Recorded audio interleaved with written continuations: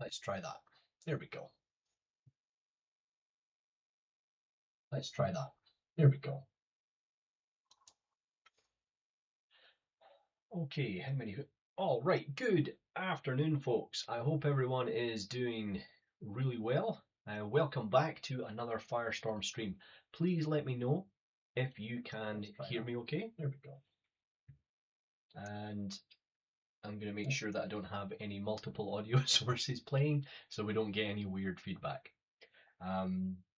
Yeah, let me know if everything's come through loud and clear. We'll give it a couple of minutes. We'll let more people kind of turn up, see where we're at, and then we'll get started, everyone. All right. Okay. So in the meantime, if for those of you that are already here, please feel free to shout out in the chat, say hi, let me know how you're all doing, and yeah, what are we doing? How many? Let's jump back to. I've got YouTube and I've got the Twitch up here for Firestorm. So let's take a quick look. Okay, that seems to be working okay. Oh, actually, hold on. Need to grab my tea, folks. Sorry. All right, folks. So it's a new week, which means, and it's a new letter, which means we are going to be sculpting today an Elder Brain from D&D, Baldur's Gate, whichever you want to look at it. Okay, it's not a franchise that I'm very familiar with, so we're going to see how this goes. The image in question that we're using is actually from the Baldur's Gate 3 art book. So if you want to kind of check that out, please feel free to kind of take a look at it. Now, obviously, we're kind of approaching this as a piece of fan art. All right. So that's essentially how we're looking at this. We're going to take this concept and we're going to use it as the basis for our own version of an Elder Brain. We'll probably use quite a lot here because it's a really awesome concept and I don't really want to change it too much if I can avoid it. What's this? How dare you? I'm sorry, Patricia. Yeah, I'm just not. It's not that I'm not a fan. I love the artwork. I think the lore is kind of cool. I just don't play the games and I don't have that much knowledge when it comes to things like Dungeons and Dragons and Baldur's Gate and stuff. Okay. All right.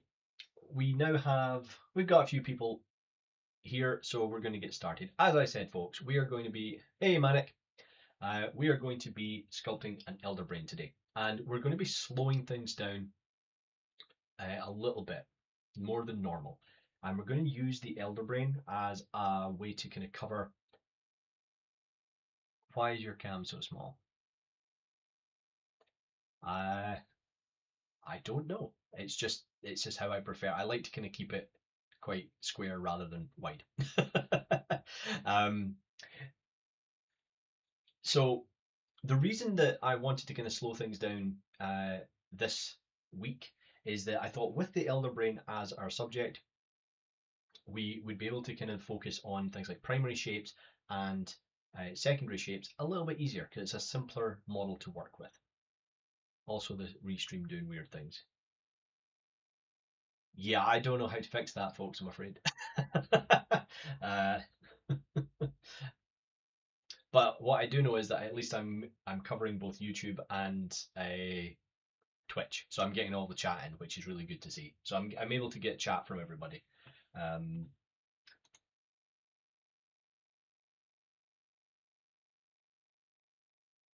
Yeah, I think the restream is forwarding everything to everything else. It's if you comment on Twitch, it's posting it on YouTube and vice versa. Okay. All right, folks. Enough procrastination. We'll take another sip of tea,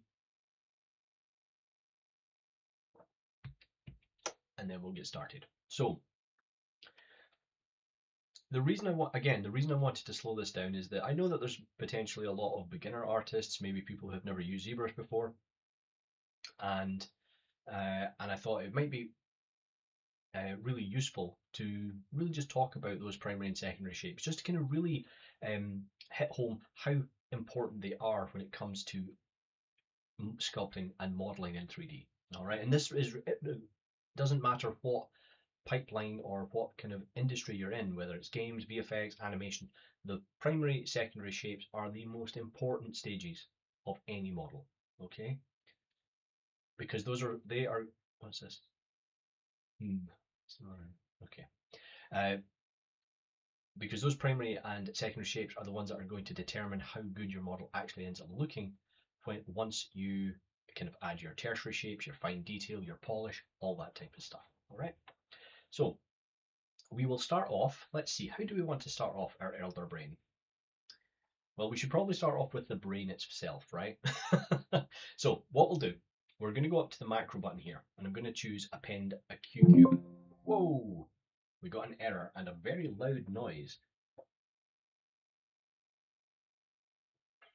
Append a Q cube. Oh, okay. Well, if the macro isn't working, then we will do it the old-fashioned way. We're going to create ourselves a cube, drag it out into the canvas. I'm going to choose Make Polymesh 3D. Then I'm going to scroll down in my tool palette, and I'm going to go down to Initialize. In here, I'll click on the Q cube button. That will readjust the topology and the scale of our cube, give us something a little bit lighter to work with, but we're going to take it even further than that. We're going to go into our ZModeler brush here, and making sure that if we hold down space, that we have, when we hover over an edge, that we have the insert option highlighted. We can hold down the Alt key and simply click on each of these edge loops, and that's going to clean that up. All right, so now we've just got a nice clean cube. And obviously there's loads of ways you could approach this. This is just my way of doing it. For example, you can, when you create your Q cube under the Initialize, which is under here, you can change your X-res, Y-res, and Z-res to 1, and it will give you the same thing. Okay. So once we've done that, I'm going to go into the geometry rollout here under the tool palette, and we're going to hit the divide button. I'm going to make sure that I'm pointing down the correct axis, just make sure that that's enough. And I think I'm going to go one more subdivision so that we start with something that looks like this. So from our front view, we're going to grab our standard move brush and make sure that we have X symmetry on. And we're going to start shaping out the character's brain. And you might think to yourself, well, that's really obvious. It's just a standard, it's just a kind of weird oblong sphere, which is true. That's exactly what it is. And you would be right. But I also have some images of a real human brain that I can use to work out the rest of the shape that I want here. So we're going to go with quite a realistic human brain, I think.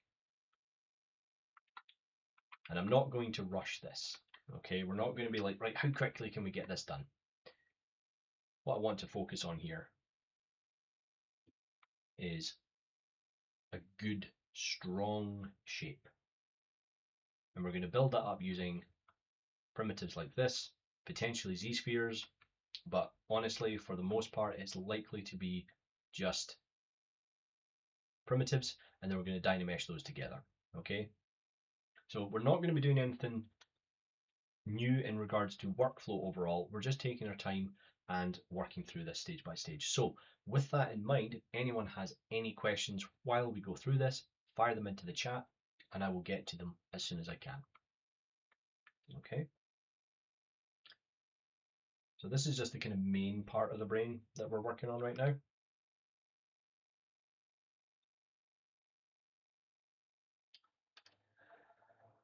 And of course, I'm going to have to add in a few more other elements. We can't see everything on our concept here. Can't see everything on the concept, but we do, of course, also have the face that we need to add in, which we will do as well.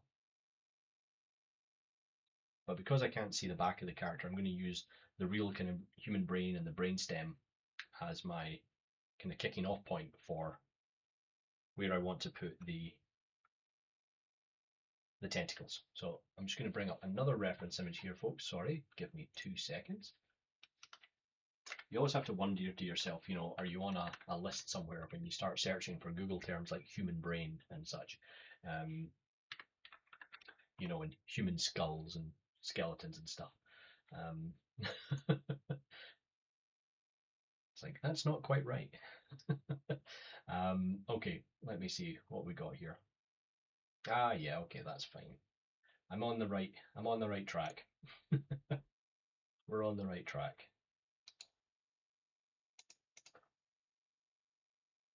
I just lost it. 2 seconds, folks. Where is it? This is why maybe doing a bit more prep before would be helpful, right? There we go. Human brain.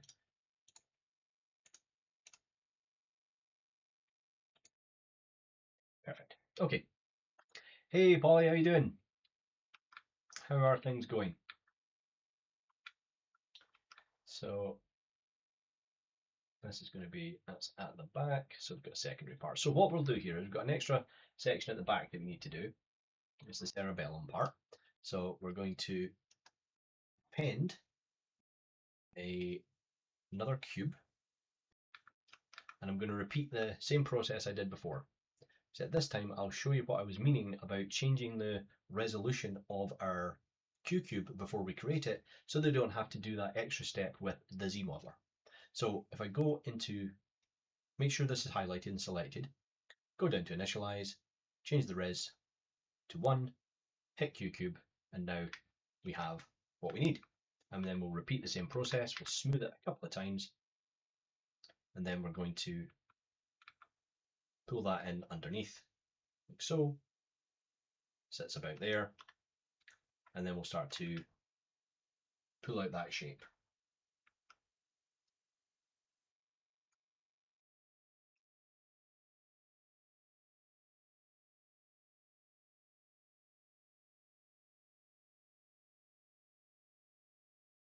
We could probably, if we really wanted, add another subdivision to the main brain casing here, but I'm just going to hold off for the time being.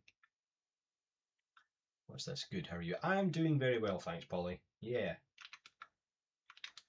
I'm wading into depths unknown today with a character from D&D.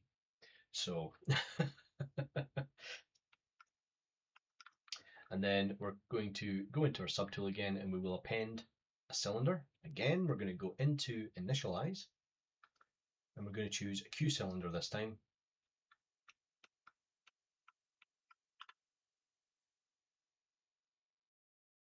Scale this up, and as I said, I want to have the brain stem as my, as kind of where some of the tentacles are going to come out from. So maybe these back tentacles and stuff. So we've got 2 tentacles at the front here, right? And that's obviously coming off the face. Hargonator 15. Thanks very much, Hargonator. Much appreciated. Empress, I thought we were making animals. We are making all sorts of things, Empress.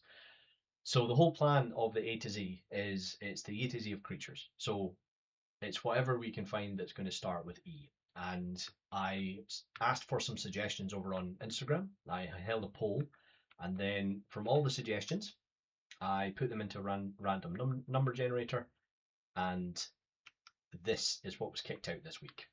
So sometimes I might have an idea of what I want to create for a particular week, but other times I will be leaving it up to the odds, if you will. So actually what I'm going to do here is, as a former elder brain myself, please do us justice. I will do my utmost. So for any of you that missed the kind of short I did, if you're ever using the deformers in ZBrush, using the gizmo, you may sometimes find that when you go into the gizmo here and choose one of the deformers, that you don't actually have the correct orientation. In this case we do, but let's say for example I came back out of this into Gizmo 3D and I reset my orientation. So now when I go into something like bend curve, you'll notice that the dotted box is now around. It's kind of going straight up and down, right? Whereas our object is angled. We don't want that. So if you ever run into this, simply hold down the Alt key when you have your gizmo activated and just rotate it to match the orientation of your object. Okay, now when you go back into your gizmo deformer and choose one of your deformers, it will now be in the correct orientation. So I can adjust the brainstem like so. And okay, so there we go. So we've got that. And I think what I'm going to do here is, yeah, I think I'm going to want to have these actually come out to each side. So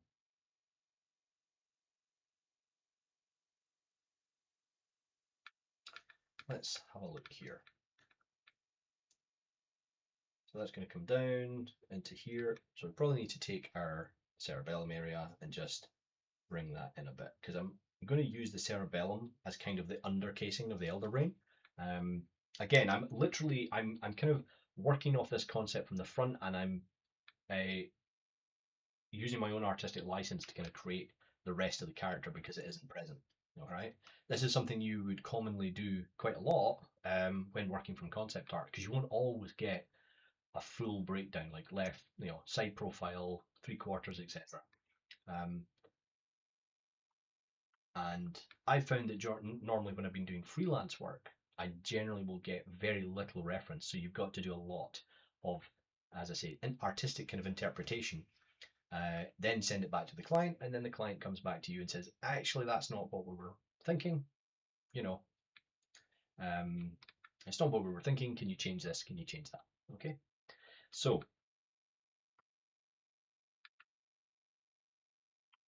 and then I think what we'll do here is I'm actually going to delete this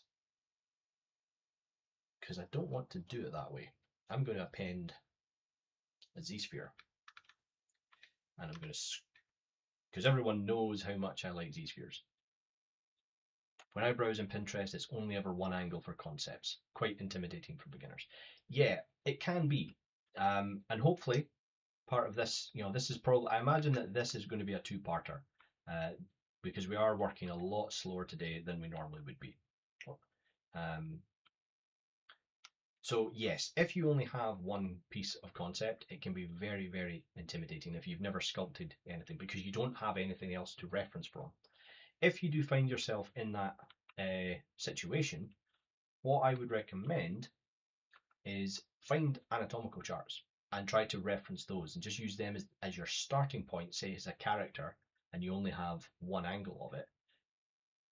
Find the reference somewhere else that's relevant. So say it's a humanoid character, then you would find human anatomy reference and then try to adapt your character into that. And that will give you a starting point. It still won't be really easy, but it will give you somewhere to start. And I'm going to now make sure I've got symmetry on. I'm just going to draw out a couple of Z-spheres. Oops, that's not what I wanted.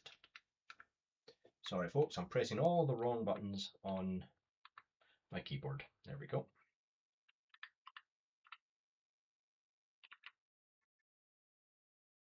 I wasn't paying attention. There we go. All right, so, but yes, what you'll normally find is if you are looking for concept work online, something like Pinterest or whatever, you may also find that it is only one image, one angle you find, and that's normally the key art. It's normally that kind of, the kind of main kind of piece of artwork to kind of really showcase the character, give the vibe of the character, give him its personality, and less about the kind of breakdown of that character. Okay, so for the time being, I am going to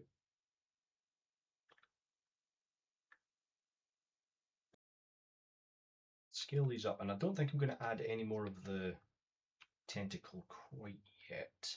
Actually, no. Do you know what? I'm going to disagree with myself there, and I am going to do that. So,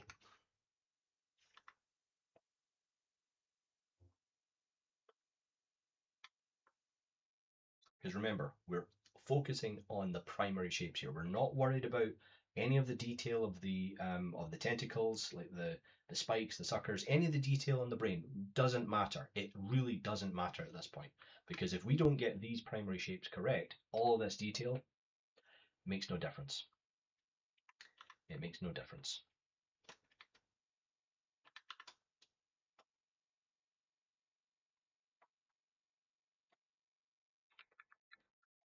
So obviously these tentacles are looking a little bit large, but that's okay. That's why I've done them with Z-spheres, because I can scale them down much easier. Right, let me just check, make sure we're doing okay on the Twitch side of things. Yeah, everything's going okay. All right. So those are the main.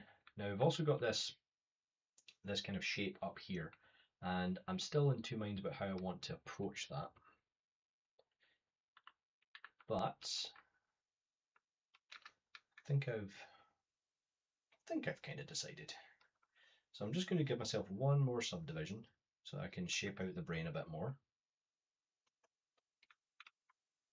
Bit of an overhang here at the back. Again, I'm using a reference of a real human brain for this section here at the back. Obviously, I don't have I've just realized I need to fix the top shape here. So this should be a little bit further out, so I need to kind of widen it here. That's what we want, that's what was wrong. There we go.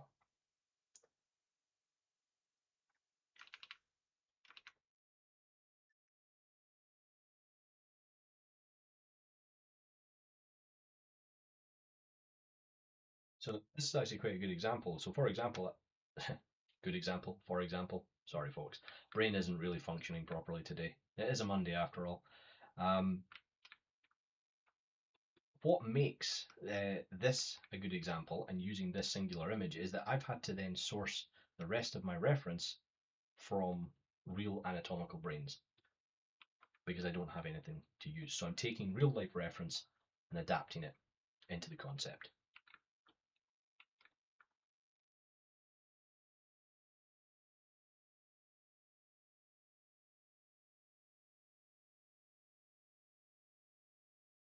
So let's take a look at applying the face now. Okay, so what shape? Honestly, doing a cube again is most likely going to be our best chance for the shape of the face. So again, you don't need to have, I mean, do you know what? Yeah, we're going to do a cube this time, and I'm going to scale this down. I'm going to do it a slightly different way. Again, just so that you don't get bored with the different approaches, and to show you an approach that you might prefer.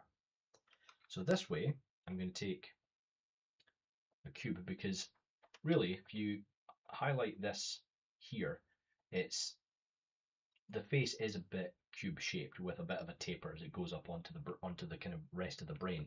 So we can simplify that shape down into a cube, and that's really what your primary shapes are, in case you weren't aware. All of your primary shapes are the most simple shape that you can interpret from the design that you're trying to create. I need to learn Z-spheres. I always default to the curved tube brush. Both work very well. Z-spheres just gives you a little bit more leeway in case you make a mistake. You know, yes, you can move the curved brush and you can readjust it, but it can sometimes get a little bit fiddly. Sometimes it can get twisted, etc. Whereas the Z-sphere gives you all that control right from the beginning. But it's not as expressive. So there's pros and cons for each, because with the curved tube brush, you can be far more expressive with each of your strokes. So we're going to grab the taper brush here, taper deformer even, and I'm going to taper that out, like so. Don't want it to be that wide, so I will, let's see here. We're going to scale the whole thing down. There we go. Go into our gizmo, scale it down.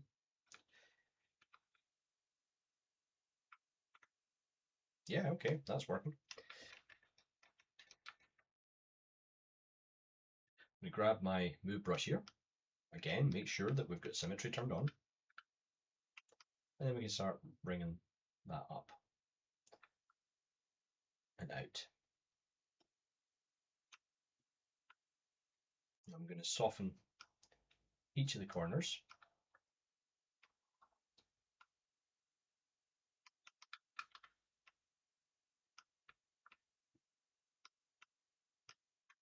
That'll give me a more organic shape for the face.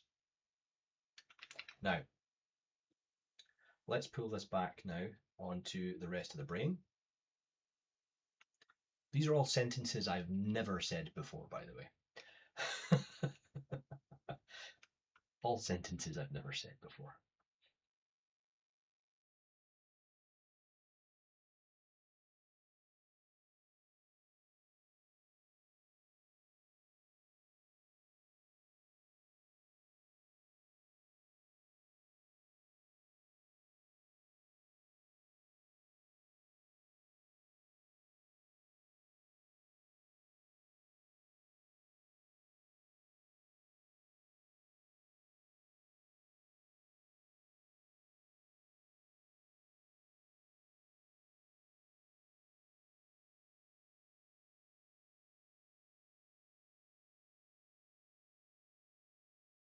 Sound rather low. Oh, is the audio not coming through that well at all, folks? Hold on 2 seconds then.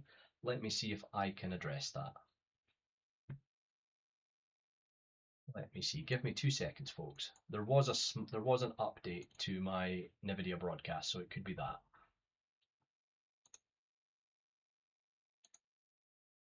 Okay, that's strange, but all right. Bear with me, folks. I will see if I can fix it for you. Let's get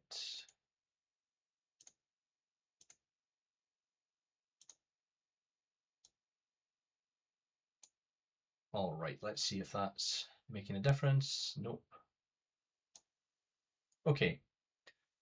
All right, folks, can you let me know if that's making a difference to the audio? That's me just speaking normally. Hopefully that's coming through a bit clearer and a bit louder.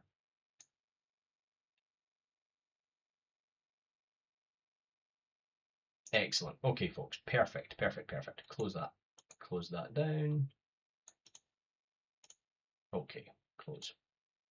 All right, folks. Sorry about that. Yes, it looks like my looks like the update to the video broadcast decided to destroy the levels. So hopefully that's fixed now. What's this? Nice approach. I'll never fully understand what each deformer cone actually does, as Pixelogic made them all the same. Yes, I gotta be honest. I'm not the biggest fan of the cones in the deformers. I understand why they've done it that way.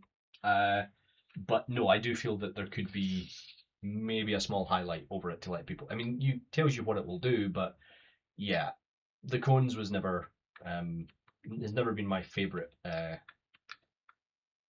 UI choice. But hey, it's Zbrush.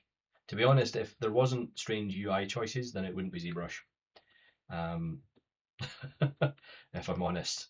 So, I mean, I'm not going to lie. When they said that they were redoing the UI and the interface and that we're getting a new interface, part of me was a little sad because I've spent my whole life with, most of my professional career with this version, this UI of ZBrush. So, you know, because I don't think there's anything wrong with the UI in ZBrush. I never have. But I know lots of people hate it. So, all right. So what we also have here is we've got some rounder sections on you've got some rounder sections on the face. So let's actually add those in too. So let's do this again another way. We're going to go into our brush menu. We're going to tap I on the keyboard so that we isolate all of the brushes that begin with I, and we're going to choose the IMM primitives brush. And in here, I'm going to grab the polysphere, and the area I want to create here is just a rounder area where the cheekbone is, where we can see all these eyes. So let's go ahead and Oh, we have too many subdivisions, so we'll first of all have to go into geometry. Oh, we're on the wrong mesh, that's why. That's my bad, folks. So let me just swap over to my face alpha mesh. Now, if you're ever working in ZBrush and you want to move quickly between your two different meshes, holding down the Alt key and simply tapping on the mesh that you then want to work on will allow you to jump between it. It's one of the reasons that I like to keep polyframe on, or at least the fill color, so that when I'm jumping between meshes, I can work a bit faster because I know exactly what mesh I'm working on at any given time. Apart from right there where I made a mistake.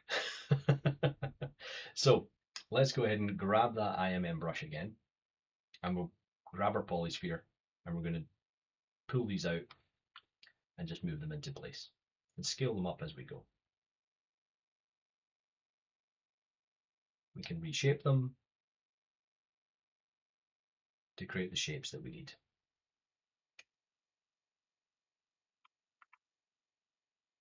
Grab the move brush. There we go. And we can do the same with the brow here in the center. So we can grab the same brush, and let's say, for example, we take a capsule, and I'm going to do something like this, and then position it into the model.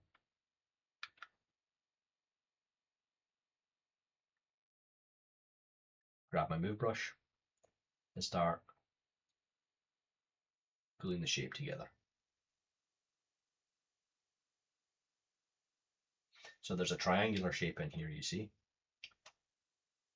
and that's what we're going to try and recreate.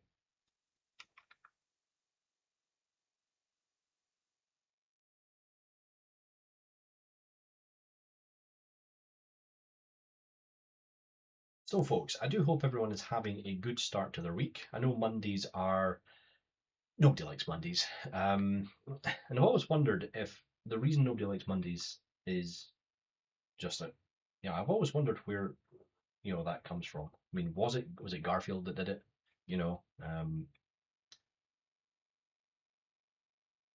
Was it Bob Geldof's song? I know I'm aging myself there a little bit, but I'm sure there's a few people that know what I'm talking about. So, and the great thing about laying out our forms this way is that we can simply hold down Control Shift and click on at any point, mask out the mesh that we're working on, and then we can readjust it.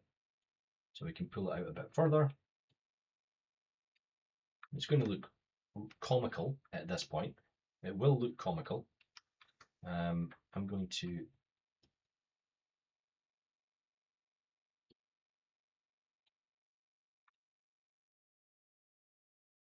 probably bring this up. Do I have symmetry on? Yes, I do. So I'm going to bring this bit up at the back, and the tentacles I think are going to come from the front part here. So we're going to pull this out a little bit more, and soon enough we'll have to dynamesh so that we can then actually start refining the shapes a bit more. But I like to kind of do this as long as possible. And again, we kind of have a mouth. We can kind of see part of a mouth in here. So I think what I might do is rethink this a little bit and pull this back so it joins up underneath. Again, this is my own kind of interpretation of that design for the bits that I am unable to kind of see.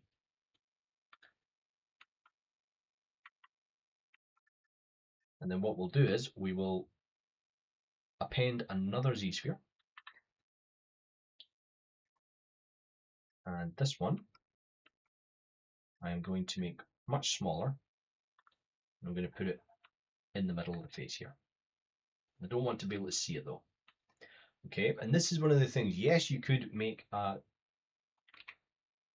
Z-sphere for the tentacle and put it here, but you're losing the power of a Z-sphere by doing that. You want to keep a root Z-sphere in the middle so that it can act as I said, the root of where the rest of your Z-spheres are going to come off from, so that it's the root of the mesh. So when we go to the draw menu and draw out a new Z-sphere, we can turn on symmetry, and then it makes our lives all the more easier, because now we can do something like this, scale it up,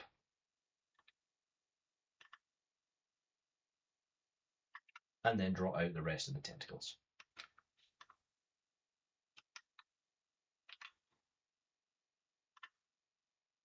There we go. Off transparency. And I've seen already that I've made a mistake, so I'm going to go back in and just bring this forward a bit more.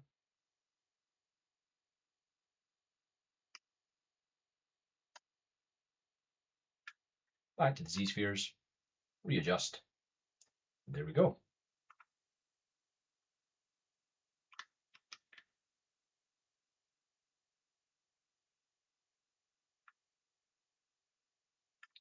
Now, just to keep things consistent, I've got 4 joints in there, so I'm going to add a couple more, one here, one there.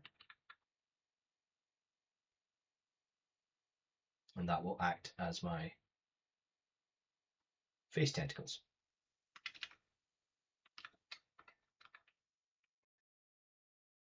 And there's a whole bunch of other stuff going on in the background, which I'm not going to focus on right now. We can ignore all these back tentacles. We'll figure out another way to deal with that. And I think that's where we're going to pull things in from the brainstem and kind of have to maybe have some, if we grab, okay. Z-spheres are being difficult. Z-spheres are quite a selfish tool in ZBrush. They don't like to be kind of used with any of the other shortcuts. So generally, if you are wanting to jump between meshes and Z-spheres, use the tool palette. All right. So I'm going to jump to the kind of the back area of the brain, and we're going to take something like the curve tubes. Okay. You can also use things like curve alpha, right? Okay, so we've got some subdivisions on there. If we delete those subdivisions, and let's say I take the curve alpha brush and I do, let me see here, what do we have? Let's see if we can do this. Yeah, so the curve alpha brush will take any alpha you have and we'll turn it into tentacles or anything, any kind of mesh. So you can do something like this. You can go in, change the curve modifier here, so take away the size, and now we've got some tentacles at the back, like so. Okay, now this is just an example. This is something you would do later on, but it's just while we were talking about it, the curve alpha brush is really powerful. So any shape we have here, let's take this one, draw it out, that's the shape it's going to make. Okay, so if you are doing, specific shaped pipes, then take an eye, or like anything tubular that you need to make a really specific shape for, then use curve alpha. Okay, so let's make that a bit smaller. You can see the shape that it makes, which of course means that if you make a custom alpha, you can have any kind of custom shape you want. All right, but we're going to go with something like where is it? Curve tube, and go to the stroke, turn on size. I'm going to flip that round and adjust the size a little bit. And this is how you would start to kind of put in some of those tentacles in the background. Okay. So let's do a bit of house cleaning here. So we're going to go append, and we're going to append ourselves a standard cube. I'm going to put that up to the top and just scale it down. And I'm just going to leave it in the middle of my mesh. I'm going to start renaming things. So this is brain.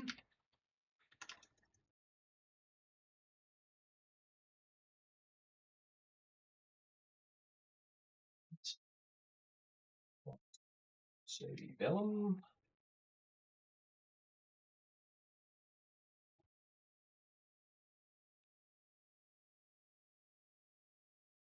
Rear tentacles.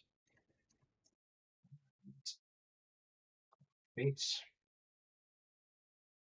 And face tentacles.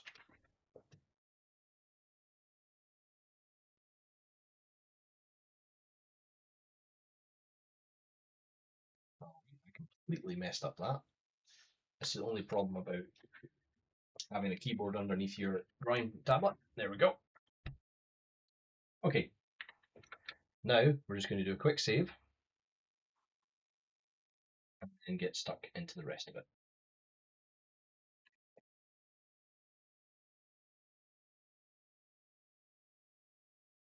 I also have a caps lock that refuses to turn off. Okay.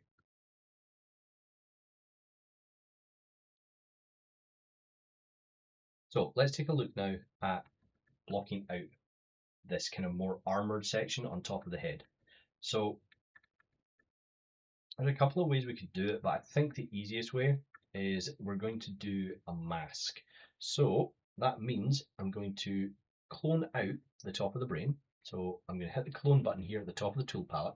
What that will do is it's going to copy that subtool into its own subtool file. All right, and that means it's separated from the rest, so we can work on this without having to worry about breaking or damaging anything.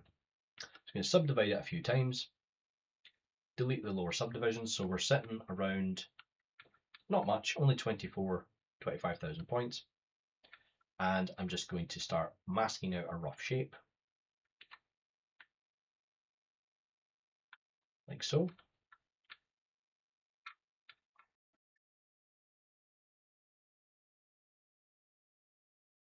And then we'll take the mask tool here, go to mask perfect circle.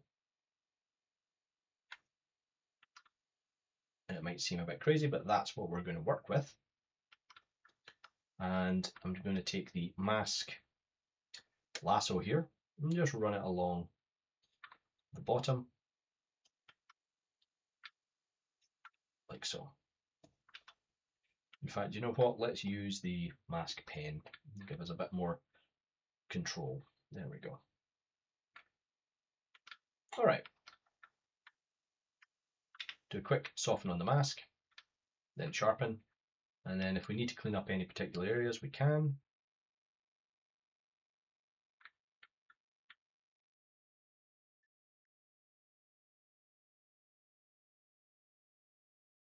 I'm not as worried about this section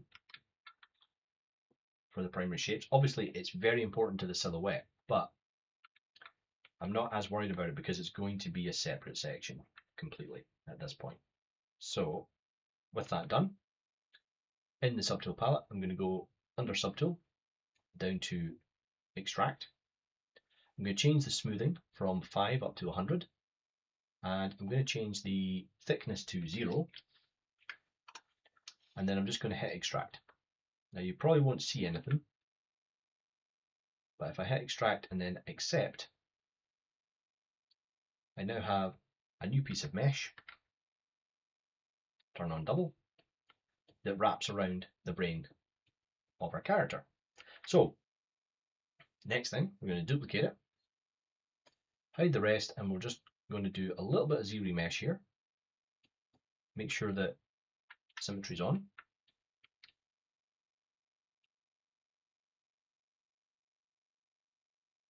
We'll hit Z-remesher. So that's obviously a little bit too high.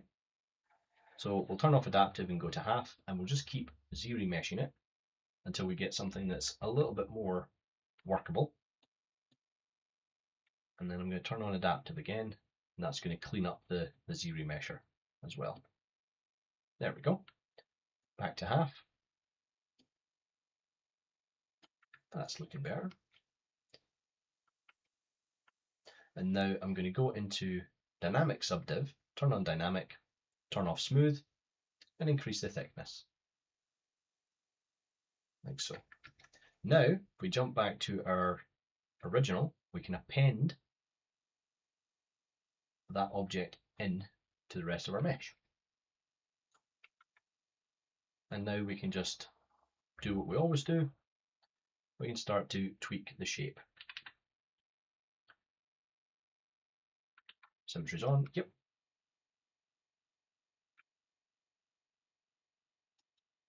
So again, we're not worried too much about the details here. We're just wanting to try and get this. We're trying to get the primary shapes in here. I think this is going to work quite well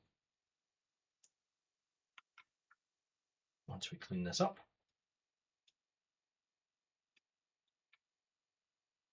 So how are we doing, folks? We've been, how long have we been? We are about 50 minutes through. It's not too bad. Let's just check how we're doing for viewers. A couple watching over on, yeah, that's fine. Okay. All right, folks, so we're about an hour in. So for anyone else who has arrived, who wasn't here at the beginning, we are in the process of continuing our A to Z of Zbrush sculpting. And this week we're working on an Elder Brain from the D&D franchise. We're using a concept from the Baldur's Gate 3 art book as the basis. So recommend you check out Baldur's Gate 3 and the art book. There's some really cool artwork in there. And we're essentially just doing a little bit of fan art here. Okay. This side section is annoying me a little bit. It's just not sitting the way I was hoping. So what we'll do here, I'm going to go back into geometry and dynamics. I'm going to turn that off. And what I'll do here is I'm going to go into the deformation tab and I'm going to inflate this shape a bit. So if I inflate it, it's going to push it away from the surface a little bit in some areas. Maybe I don't want to go too far, so we can maybe do those parts manually. So we'll just move these out with the move brush, like so.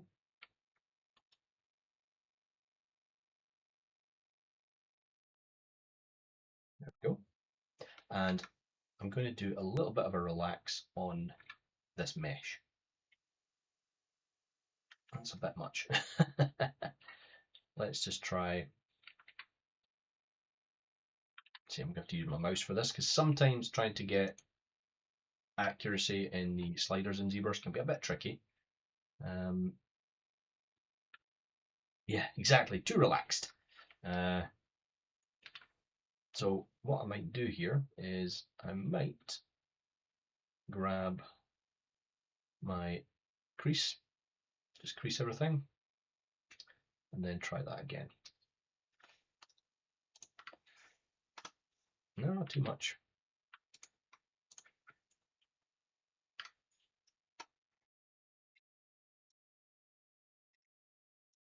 Okay, we'll polish instead then. Wow, it's just really, really aggressive tonight. There we go. Polish by feature with our object creased. That's a bit better. There we go. Now we can go back in. Oh, once ZBrush saves, and we'll start tweaking the shape again.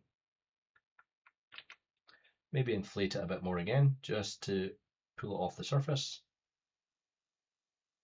There we go. And I'm going to uncrease that before I add uncrease all, before we add some more thickness in. So we'll go back into geometry and under, where am I? Dynamic subdiv, dynamic.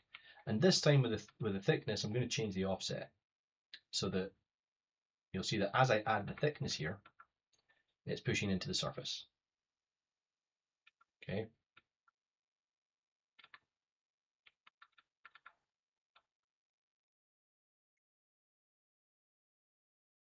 And then we don't have any subdivisions on this, so that is going to allow us to grab our IMM primitive brush, grab our polysphere, and we're going to drag out a sphere. And I'm going to do a mirror and weld on it. Again, not worried about topology either at this point. Not worried about topology.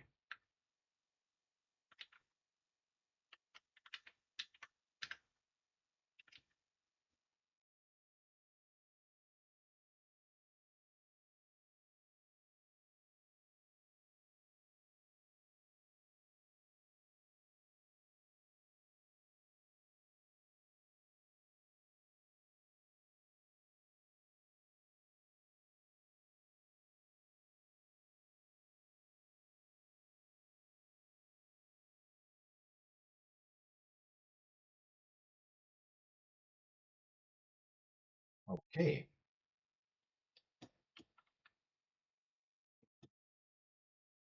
So if anyone in the chat actually has any, you know, lore knowledge when it comes to this topic, by all means, please fire it into the chat and let me know what it is I'm actually making. Because I'm, as I said, the whole we don't really do a lot of research with these. The whole idea is just to take the concept image and just see if we can make it, see if we can make it work.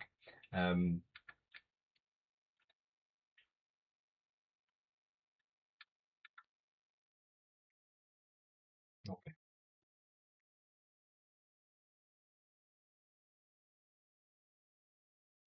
I'm going to increase the scale of the rear tentacles. There we go. Oops, don't want that. There we go. How do we do with this extraction? It's looking all right. To change up some of the, I think what I'm going to do as well is I'm going to take this top section here, mask it out, and we're going to extract it. So I'm going to hit split unmasked points. Then I'm going to take this section here, go back into the dynamic subdiv, and this time we're going to hit apply.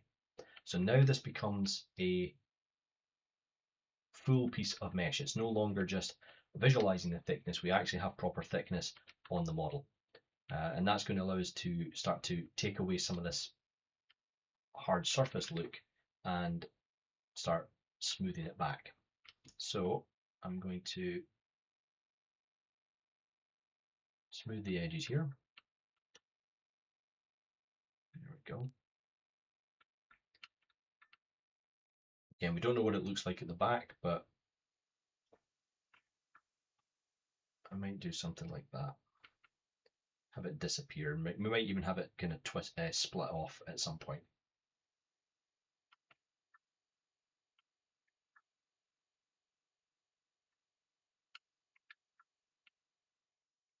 And it looks obviously as though it's obviously got spikes, etc., running up the length of this.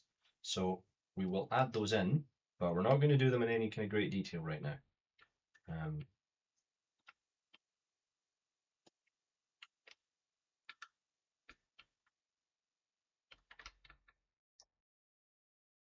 And what we do need to do though, is we're going to need to take the face section, and I'm actually going to extract out the face, and I'm going to turn it into a Dynamesh.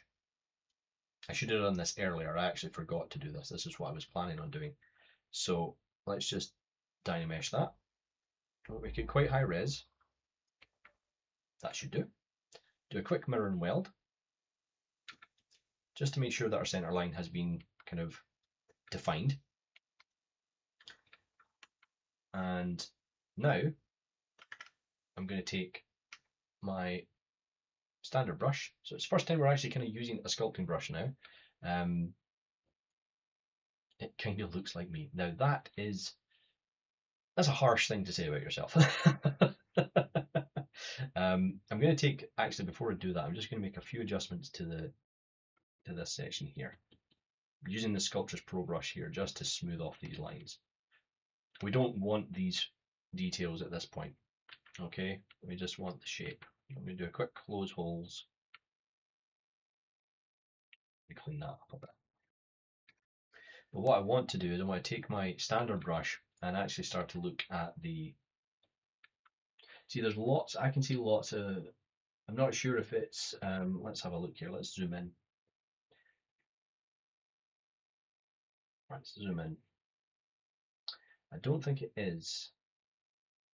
There we go. So it looks like we've got, we've got 3 sets of eyes. And that looks to me kind of like nostrils and things like that. So that's what we're going to do. So it looks to me as though this whole section here. So I think we're actually going to Dynamesh all of that together. Actually, I think it's time. It is time. So we'll just merge those down. Come on. There we go. And we will do a subdivision. Or should I Dynamesh, sorry. Okay. So Dynamesh again, too much. So, or too low resolution, should I say. There we go. Again, mirror and weld. We're going to take our standard brush, and first of all, I'm just going to smooth some of these together, make a bit of a change to the shape. And you can do that either with things like the move brush or my favorite approach, which is to use things like the trim dynamic to define the primary shapes. Okay.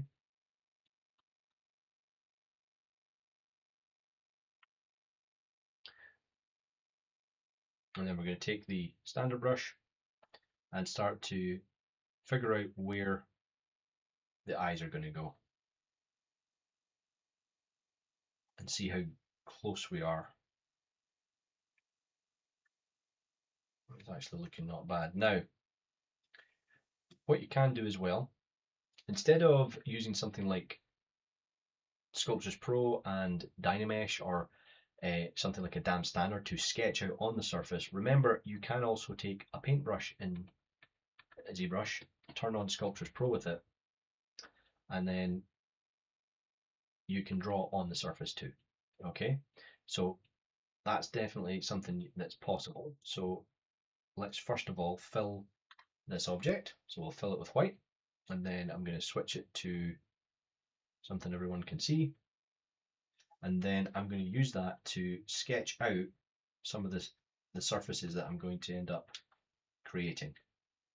And the reason I'm doing this is I want to make sure that everything is in the right place. And I think I am. I think that's actually not too bad. And that's under there. Okay. So, oh, this is weird. This is something I've noticed, is that the eyes are completely asymmetrical on this creature. That's weird. I don't think I like that. Okay, so we're going to go back a little bit. Let's see. Let's go back and let's actually... Okay, we got to pick a side here, folks. Which eyes do we prefer? I'm liking this side, if I'm being honest, the left side. They seem to work better in my opinion. So I might have just answered my own question. So let's first of all, let's draw in where these are going to go. So we've got our brow, which comes down to here. And we've got our section in the middle, and this is where the split happens, coming off to where the tentacles go. We've got all the teeth in there. And then coming off from here, we have our first eye, which sits about here.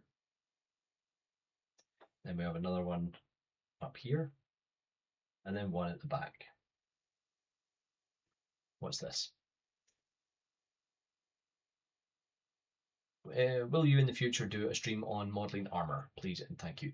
I might do. It will all depend on what we decide to do for each letter. So it depends. I mean, it completely depends on the kind of either creature or the character that comes up, Nitish, whether or not we do that. Okay. So I quite like the larger nostril on the right hand side, so we're going to kind of incorporate that as well. So we'll put that in there, but I am preferring, there we go. Then we have this line coming down. There we go, like that. Okay. Right is more dynamic. Thanks, Nitish. Yeah, I think there's elements of both. I quite like the, I don't know, I just prefer the layout of this lower eye, but yeah, I think this eye here on the right is better than this one. So I mean they're quite close, but I think yeah, I like yeah. We're going to do I think we're going to do a mix, folks. I think we're going to do a mix.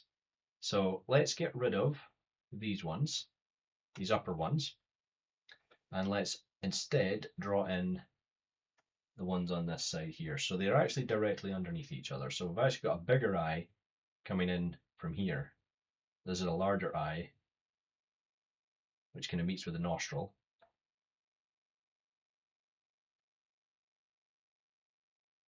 And then we have a second one underneath it. So yeah, so we've got a second one underneath here. And then this one there. Okay, yeah, that works quite well. Excellent. Alrighty.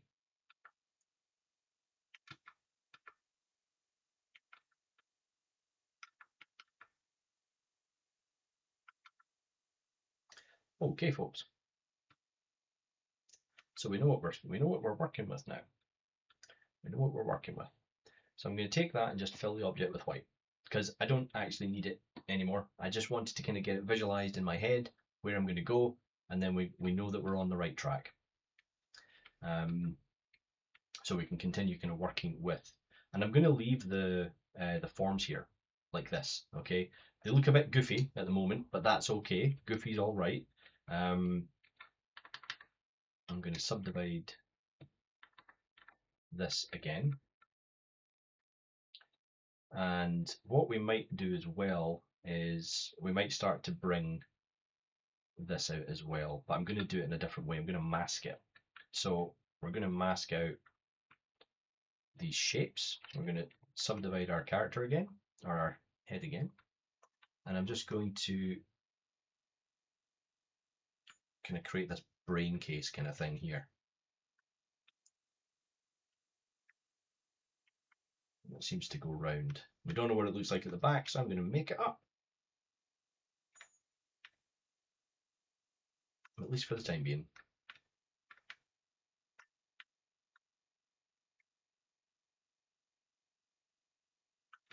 And it has a bunch of elements coming off here and then up to there. I'm not going to worry too much about the kind of tendrils right now. We can add that in later. I just want the main shape. Just the main shape.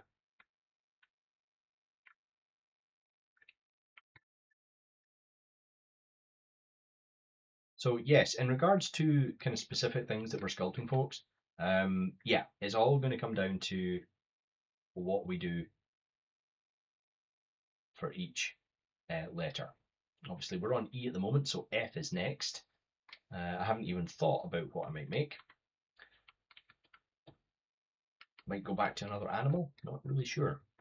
So, grab our subtool, we're going to go down to extract, and same again, we're going to put the smoothness up to 100, I'm going to lower the thickness down to 0, and then I'm going to hit extract, and then hit accept. And now I have this section here, which we can do a Z-remesh on, and then we'll just do a half. This should be a bit cleaner because it is just a lower section. There we go. And we will do the deformation, inflate it out a bit, like so. Hey Vega, how you doing? How are things? Thanks for coming along. And once I've done that, we'll go back into geometry, back into dynamic subdiv, and we'll do the same as we've done before. 0 smooth subdivs, increase the thickness, and we'll lower the offset to -100 so that that thickness is going from the outside in, okay? Because we've already defined what the outer shape wants to be, but we need to add that thickness, and that's where we're going to start kind of pushing it further in to the mesh. So once that's done, why has that disappeared? There it is. Okay. Could probably do with one subdiv actually, if I'm being honest. Let's see what that looks like.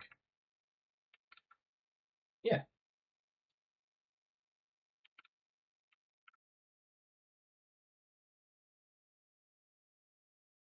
Okay. And obviously at this point, if we needed to, we can adjust the shape because we're not locked in to the thickness at all. but I'm not too bothered. Not too bothered how that looks. There we go.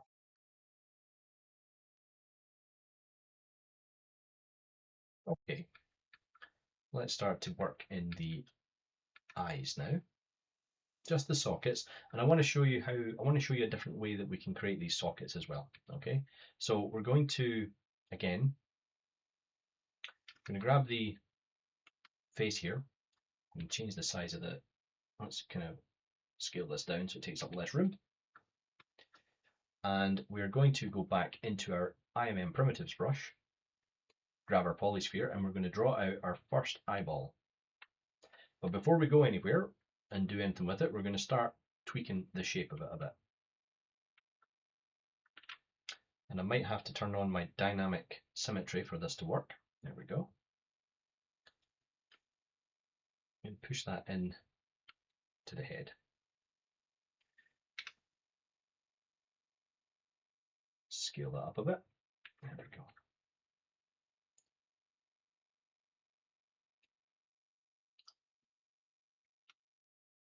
Bring that down like so. And what I'm actually doing here, folks, is I'm not creating the eyeball itself. I'm just creating the socket that I want it to go into. So I want to reshape that a bit before we do anything with it. So it's got a bit of a sharper shape here. Kind of comes down. And let's just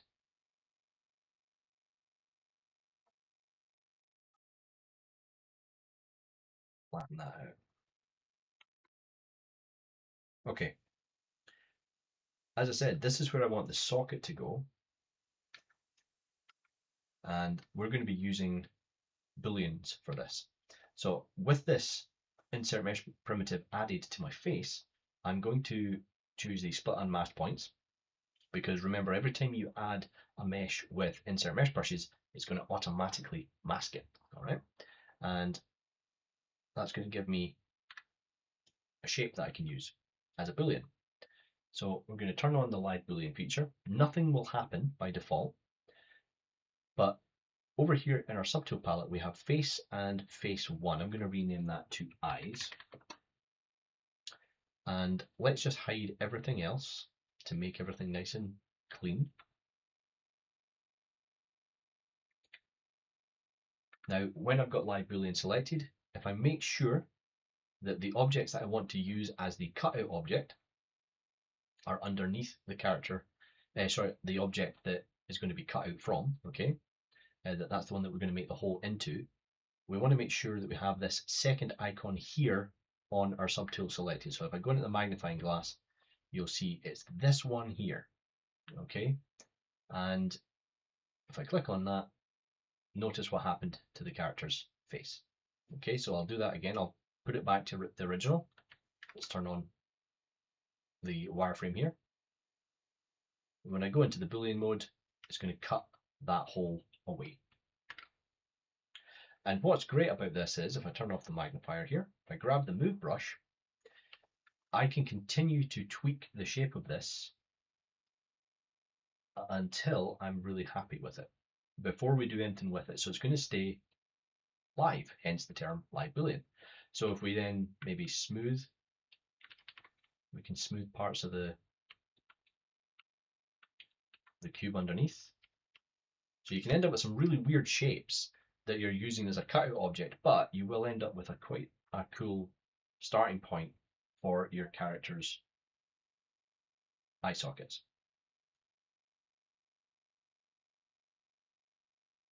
I want this to obviously go up and onto the head.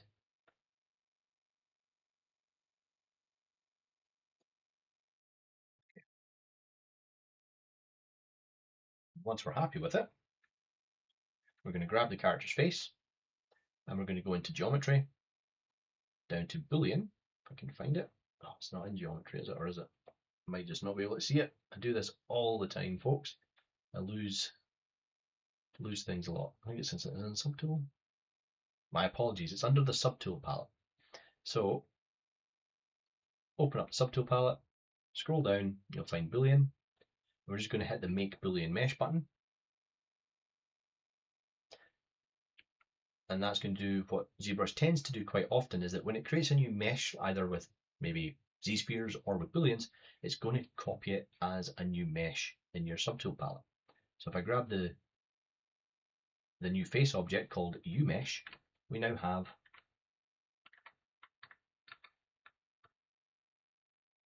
our boolean operation. And obviously we've got a bunch of weird stuff going on from the Dynamesh. So what I'll do is here is I will take the object and I'm going to just re-Dynamesh the whole thing, clean it all up. So we'll go picker, lower that a bit, I think, Dynamesh. Oh, that's too high. So we'll keep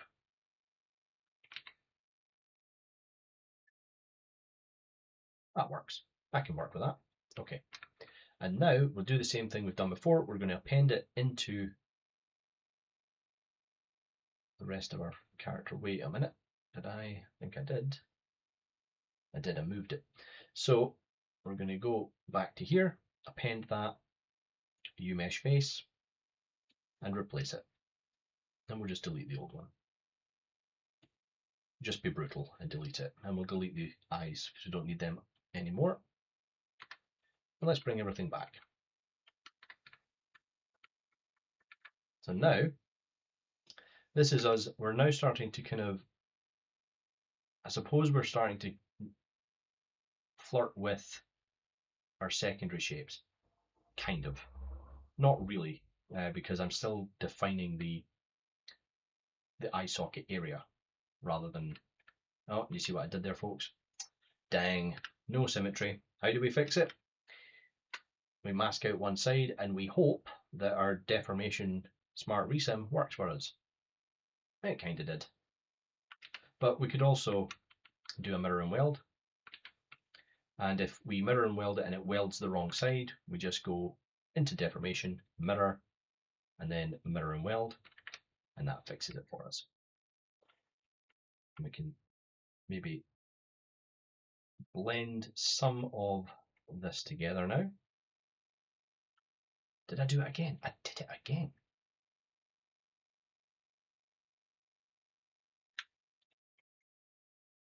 Come on, chat. That's what you're here for. You got to tell me, Pat, you're doing it wrong. You're screwing it up again. So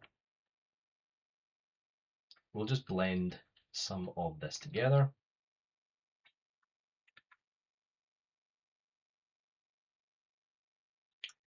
And then what we're going to do later on is we're going to actually create a more inset eye shape for that, something a bit more detailed. And we'll probably do it as a separate geometry initially, and then push that into the socket. Okay.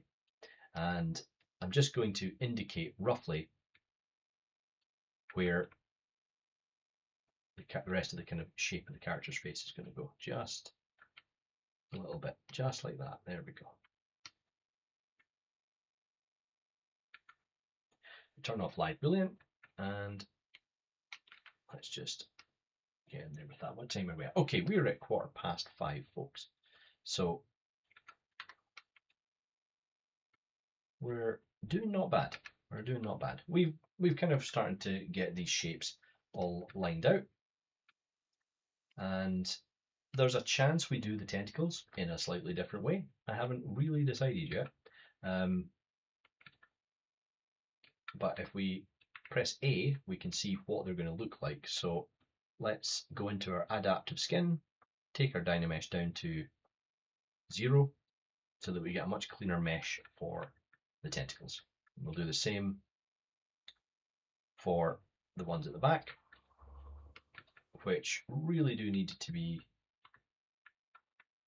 adjusted again. So we're going to scale these down. There we go.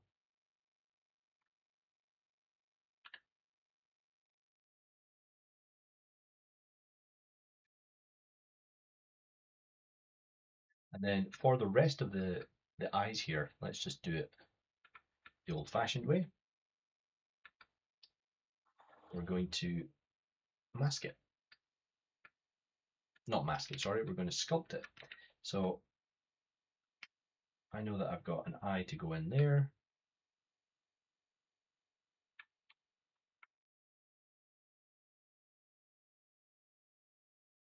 bring in some of the form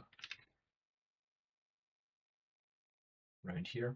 So we're actually starting to sculpt our shapes now, because we do need to start adding that shape in.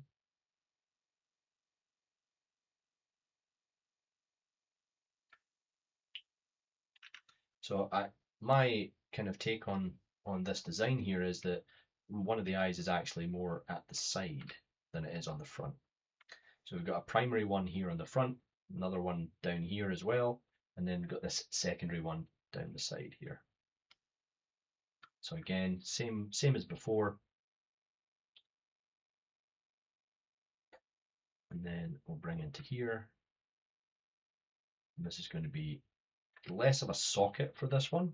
It seems to be more surface, as a more surface dwelling eyeball, if you will. And then, yeah, is that about right? Yeah, that's correct, is it? Let me just check the concept. No, I did it wrong. My apologies, folks. Because I do like that. I quite like this eye here. So, yeah. Put that one about there. I've got this guideline as well. Again, I mentioned this last week as well.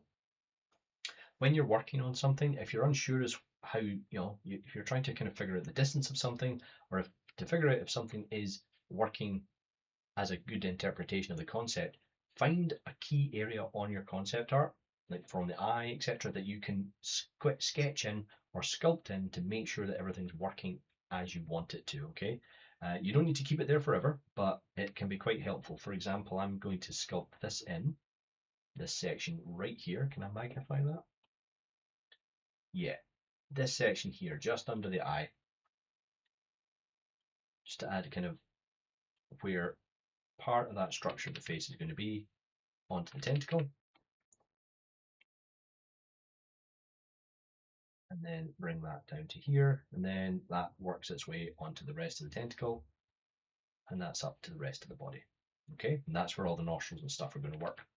Because here we've got a large nostril as well,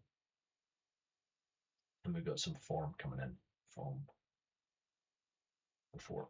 I'm trying not to kind of get too bogged down, because the thing is, I tend to work on my primary and secondary shapes not straight away at the same time, but I very quickly move from my primary into my secondary in some cases, okay?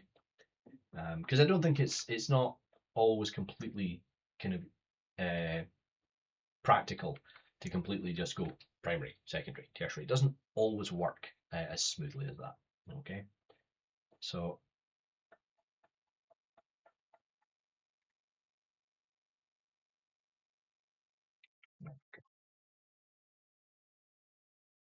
I think what we'll do here is we're going to pull this forward like so.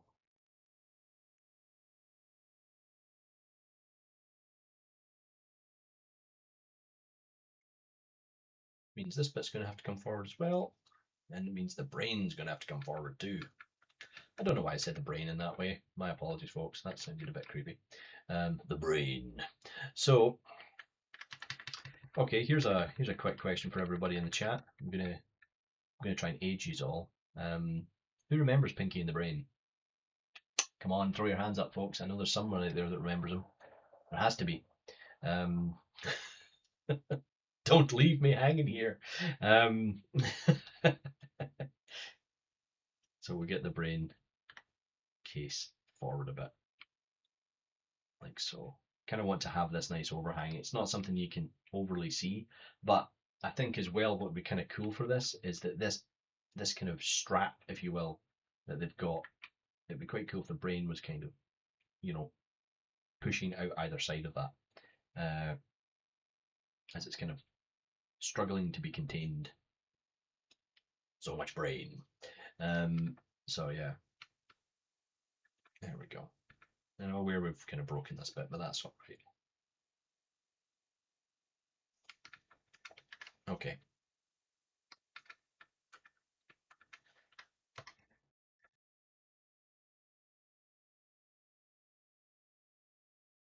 So again, I need to figure out. See, it's doing that thing again where it just doesn't want to play nice with the rest of the mesh. So we're going to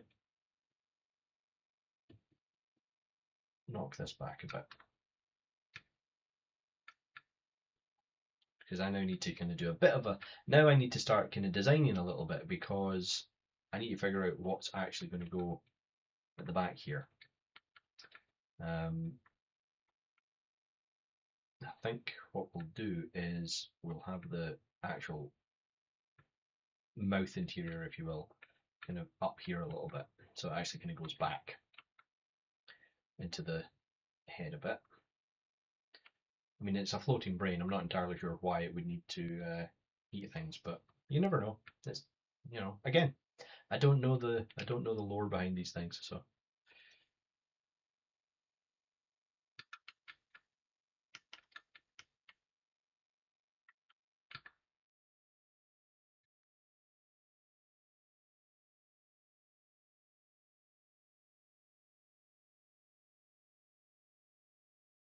So now, just refining some of the shapes a bit slower, just to kind of clean it up a bit. Oh, I don't have any pressure sensitivity. There we go. Tap back. There we go.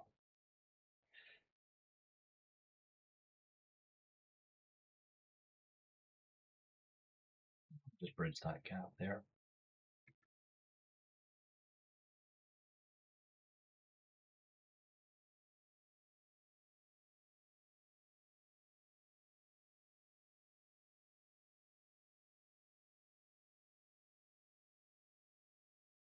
Need to pull this section out just a little bit, just to kind of get the shape of the head a bit more, or the face kind of area, to have that nice taper as it comes off the rest of the brain.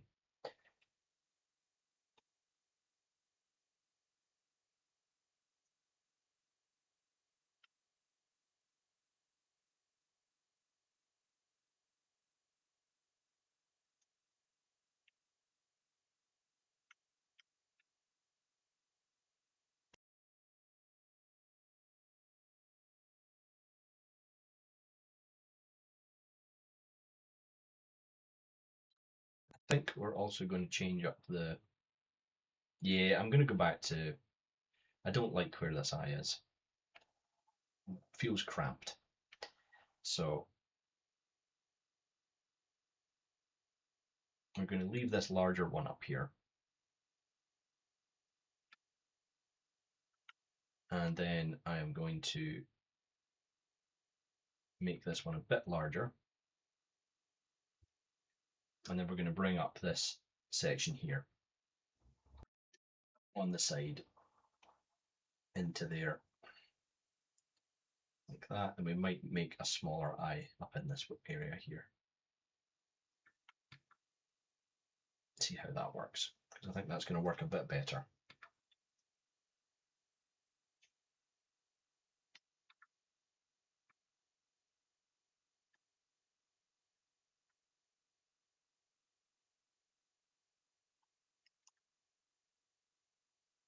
Make this a bit larger as well. Again, once we get actual eyeballs and stuff in there, it's going to look a lot cleaner and it's going to make a lot more sense. But I think it's time to start blending a few bits together now. So let's take this cerebellum, not cerebellum area, the extraction here for the kind of brain cap, if you will. Again, we're going to do the same thing. We are going to, actually, we're going to increase the thickness a little bit here, because there we go. I want to give myself a little bit more to play with when it comes to sculpting. So I'm going to increase the thickness there and hit apply.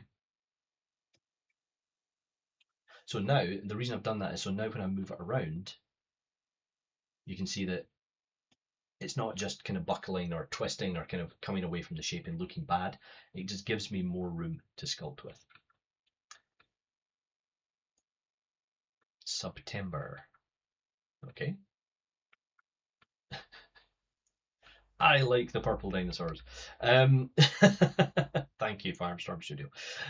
Okay, so with that done, I'm going to merge these down. So merge down. Okay, so now they're one piece. Restream box getting carried away. And now I can blend these together. Okay, so we're going to do, and again, folks, as you know, I like to kind of showcase as many different ways to do things as possible on the stream. So I apologize if it feels as though I'm jumping around, but it's really just to give everyone a different approach when they're sculpting. Okay, so we're going to merge these together, not with Dynamesh. We're going to use Remesh by Union. And when we do that, we can hit accept. And when we go into the polyframe here, you'll know it's worked. You'll know it's worked, and by the fact that you'll see all these triangulated points where it's tried to merge the two objects together. Okay, and Zbrush just tries to do it in the most efficient way it can. Tiramisu, holy, I went to. Thanks very much, Empress. Appreciate that. We're getting there. We're getting there. So, what I'm also going to do here as well is just to make this a bit cleaner when I do Dynamesh it. We're going to use the mask lasso tool here. You need to keep an eye on the time. That's fine. Mask lasso tool. Soften it up, and then we're just going to move this like so. Just blend them together.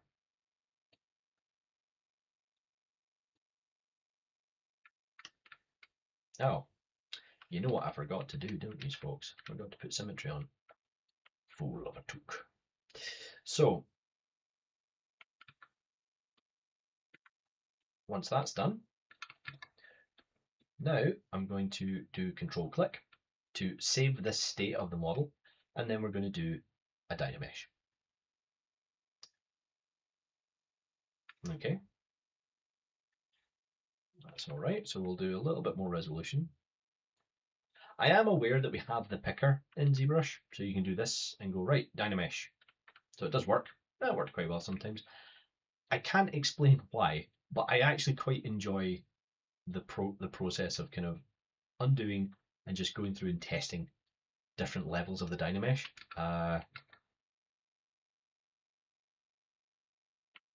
Until I'm happy with it. So I'm going to go with that, do a mirror and weld, and then I'm going to do a project. So we're going to the subtool, down to project, do project history. That's going to give us some of the details. So actually we need to go back because I don't think it's given us enough. So tell you what, let's do Dynamesh again. What does it say for this? 448. See, I still think it needs to be a bit higher.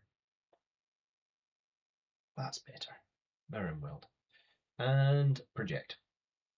Project history. There we go. So now what we'll do is we're going to do what we always do. We're going to go through. We're just going to clean up these forms a bit. Just with the smooth brushes. Nice and quick. And you can do this however you want, really, folks. Again, the way I'm doing this doesn't mean this is the only way to do it. It doesn't mean that you need to follow my approach verbatim. It's just giving you different ways to approach creating your projects in ZBrush. Okay.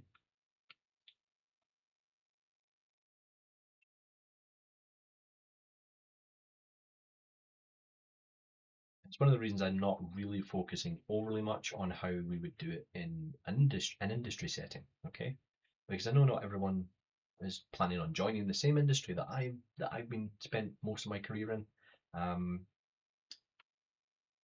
But I guess if anyone does want to know anything about that, it's definitely something that we can cover. So, you know, by all means, suggest it in the chat, suggest it in the Discord. And speaking of the Discord, if you are not already part of the Firestorm Discord, please go ahead and join it. It's a very, very welcoming community, and it's a great place to be. So, you know, why are you waiting? Get over there now.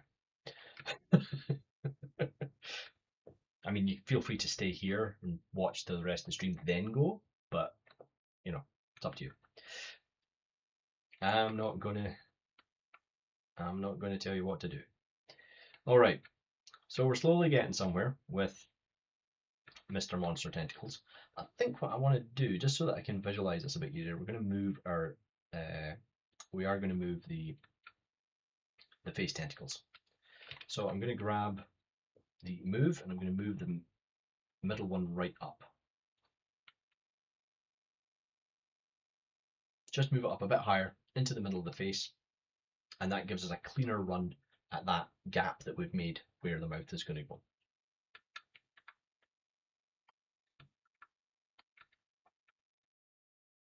The other reason I kind of like using Z-spheres is that it allows me to kind of pose the character without really worrying too much about it. So if I wanted to, I can kind of start to put a little bit of kind of um, you know, literal character into it.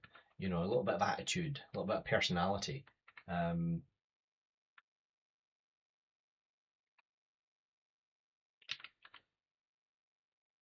if needs be. Okay, and that can be really helpful when you're trying to make sure that you're actually giving yourself enough to work with.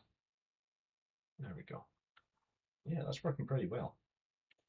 And I'm going to do the same with the back ones because I actually think the back ones need to come in like this and then come out. So we're going to add a little bit more. We're going to add more tentacle. That's what we're going to do, folks. We're going to add more tentacle. There we go.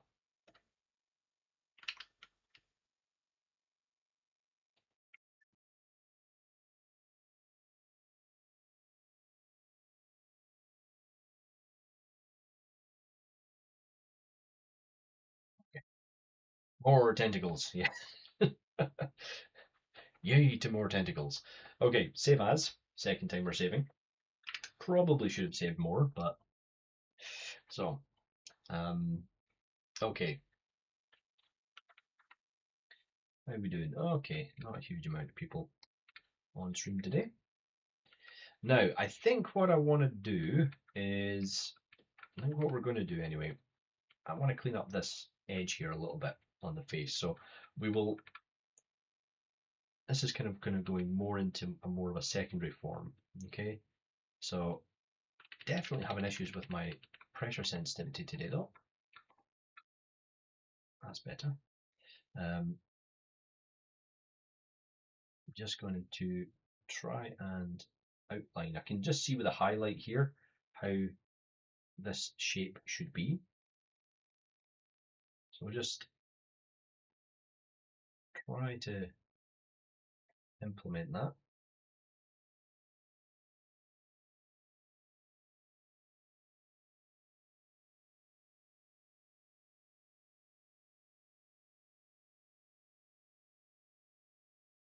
And the thing to remember is that you don't have to sculpt fast.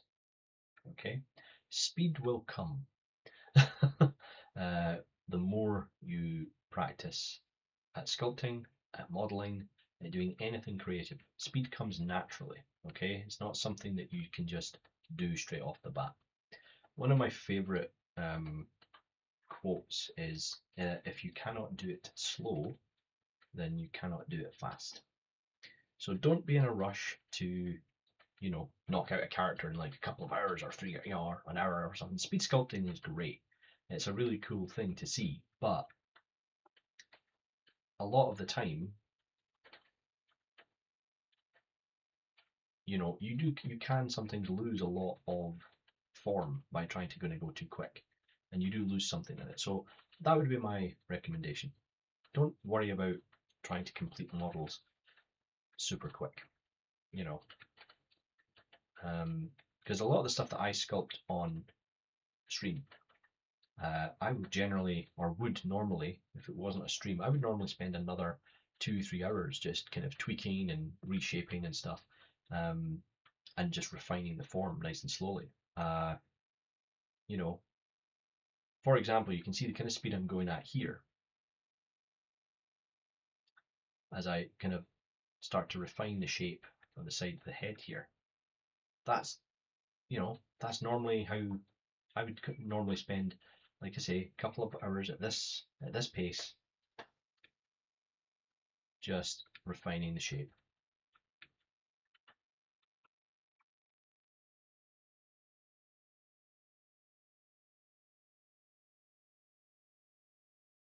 Again, thinking about the shape of the creature the whole time. Always looking back. You'll notice this, I'm always looking back at my reference. And I'm not always nailing it, I'm not always getting it one to one, but that's okay as well, because again, we're interpreting the design from the concept.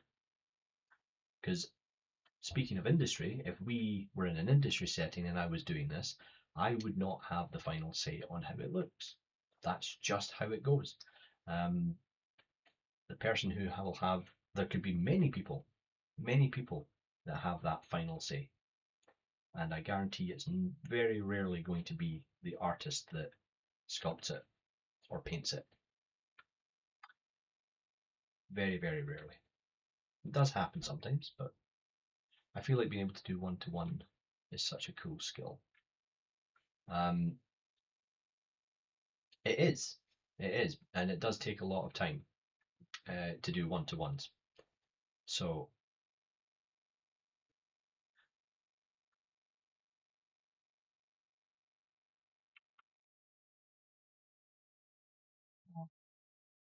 just going to, there we go, drag. So I've slowed down specifically here, folks, just to show you.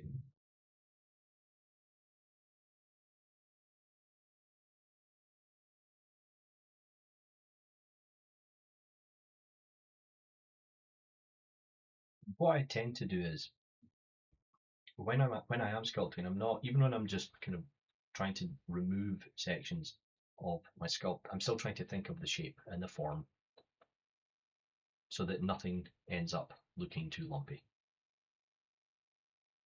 And the style I use when I'm sculpting up skin itself is I do kind of like to have this overlapping kind of texture so that the skin isn't completely smooth, because that adds a nice element of randomness to the surface.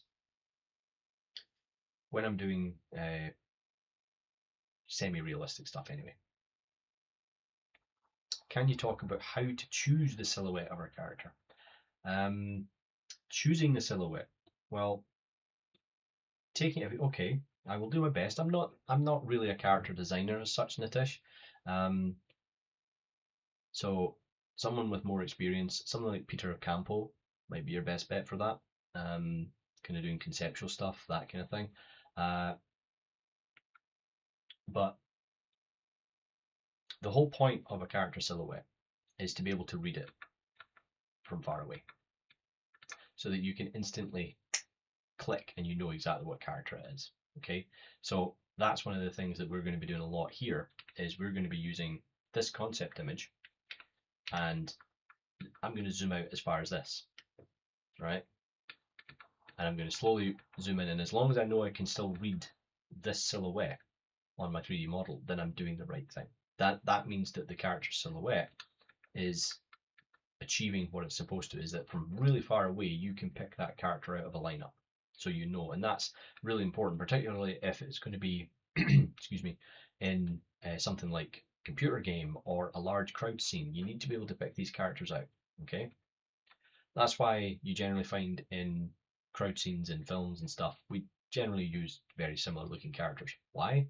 Because it creates a more massless sense of a large crowd. You can actually make a crowd seem bigger by using the same characters, because they all start to blend together a lot more. Okay, but the uniqueness of a character is obviously going to come through its silhouette. So hopefully that makes a bit of sense. But like I said, Nitish, I'm not a character designer. I'm not. It's not something I've ever been that good at. I can interpret and I can sculpt characters, but design is not an area that I'm great at. So, you know, I need something to kind of be a starting point. For example, this creature here, I can interpret. I can definitely. Why is my brush not working? 2 seconds, folks. Oh, wait a minute. Oh, it is working. I've got the wrong brush. You know, I can start off with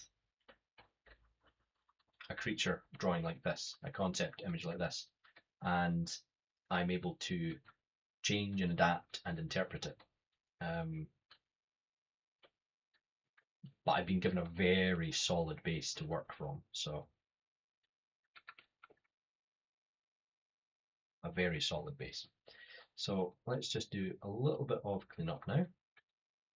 Just smoothing out the surface a bit more, just polishing it back with the trim dynamic.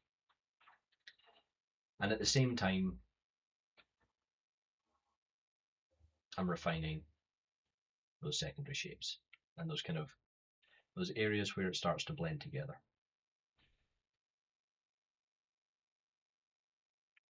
That's helpful, thanks. Excellent. Good to know. Again, like I said, I'm not a character designer. I know lots of awesome character designers, but I am not one. So I'm just going to just notice there's another little kind of shape that I want to bring in here, more of a secondary.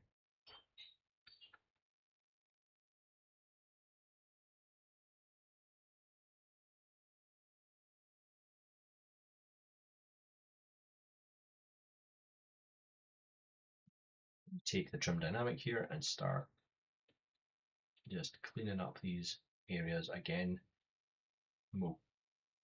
Once these are cleaned up, I can then address other areas of the model, and then we can come back to these. So I'm just kind of, you can see what I'm doing here is just kind of creating these nice planar shapes. So for example, if I decide to mask this area out here, right, what I can do is I can do something as broad as grab the move brush and just push that up against each other like that. And that creates this nice shape that I can then cleanly go in with my trim dynamic and, oops, if I don't change the camera angle, and refine that shape. Okay. And then you can take a really, really soft, smooth brush and just do a little bit of a blend.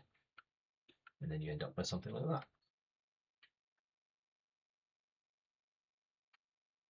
This is why I go on about form so much.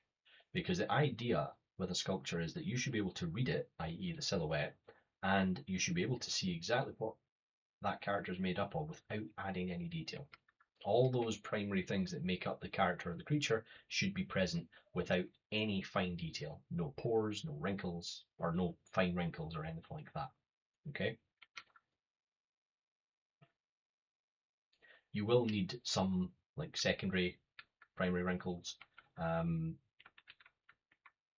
for certain things in order for it to actually function, to make it look real. But okay.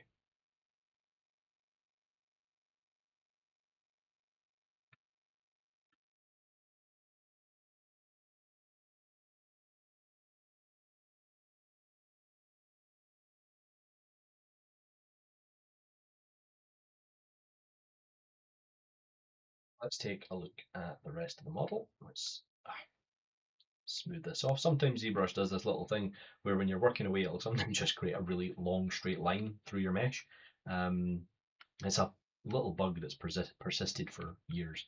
And the thing is, I don't even necessarily think it's a bug, as more of just it's just a little foible of the way that the brush system works. So, okay, so if you didn't have to entertain us, how long would something like this normally take you to finish? It's very dependent on whether or not I've sculpted anything similar to this.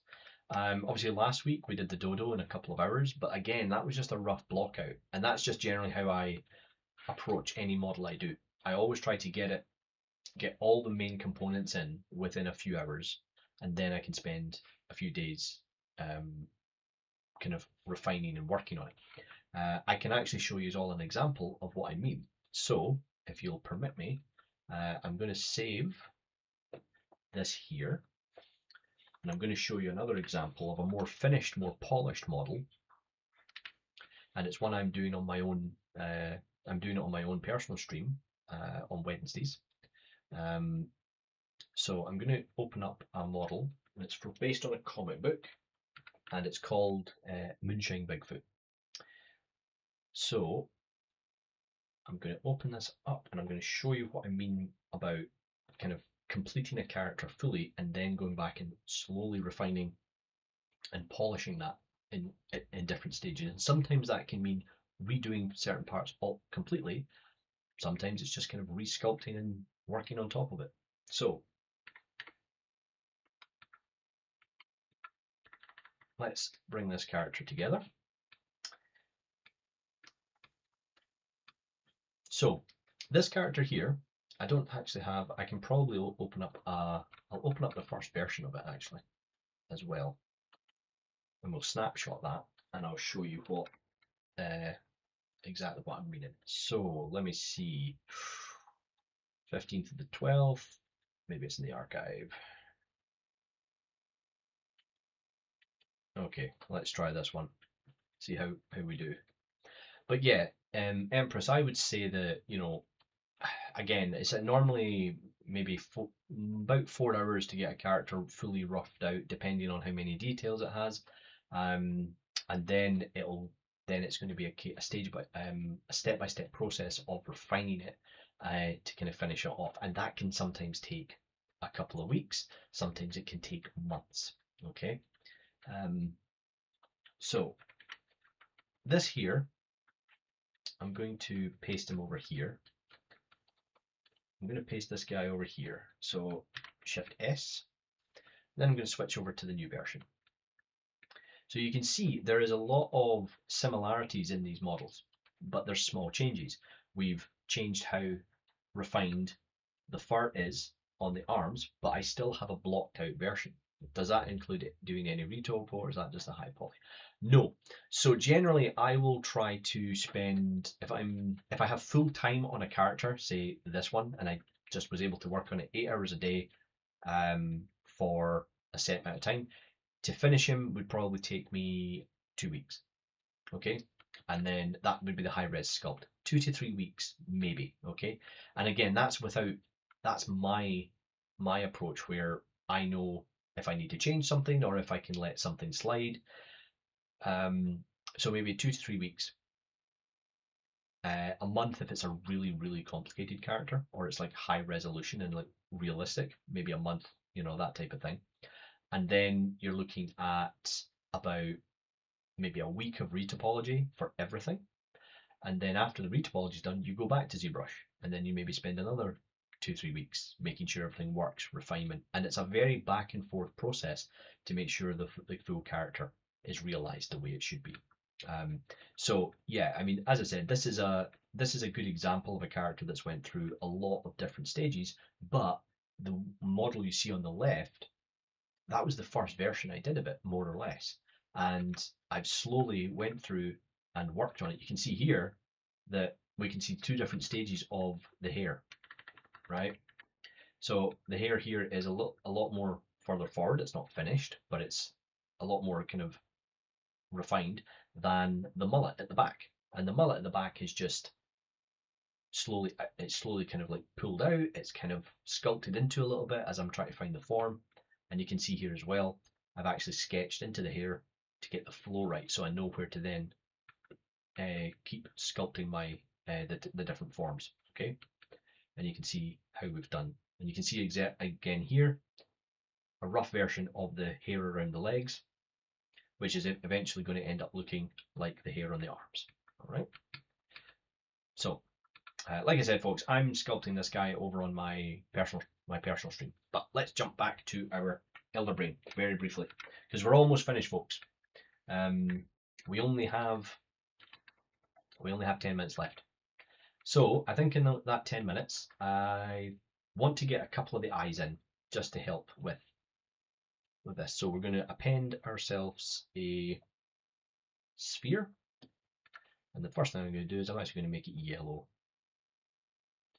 Just going to fill the object, and I'm not going to bother changing any of it. I'm just going to leave the topology exactly as it is and start bringing this into the creature. Let's actually make that a bit brighter. And I'm going to try and keep it as circular as I can, or spherical as I can. Because before I actually start sculpting the details around the eyes, I need the eyeballs in place. Okay, really important.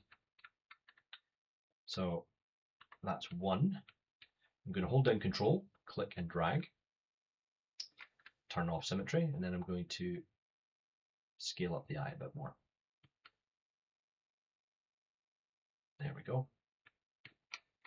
Now, where to put the other eye? Do we put it up here at the back, or do we put it down here at the side? That is the eternal question. But what we'll do first, before we do that, is we'll start building up the eye socket, as I was saying. So we're going to do that separately, like I said. So we're going to grab our curve brush. Do we have time? We might have time. Curve tube. Stroke. Go into the stroke options, and we're going to do something like this so that we get a thin curve at the end. So it's thin, thick, and then thin again. So we get a nice belly shape, but that's a little bit much. So let's go back into stroke and let's do something like this. We'll increase the size of the brush and just need to keep tweaking this until we get something that we like. There we go. Try you again. Make sure I've got continuous Z on. There we go. Perfect. That's working better. I don't have curve tube snap on at the moment, so actually let's use the curve tube snap brush instead. Make my life a bit easier. There we go.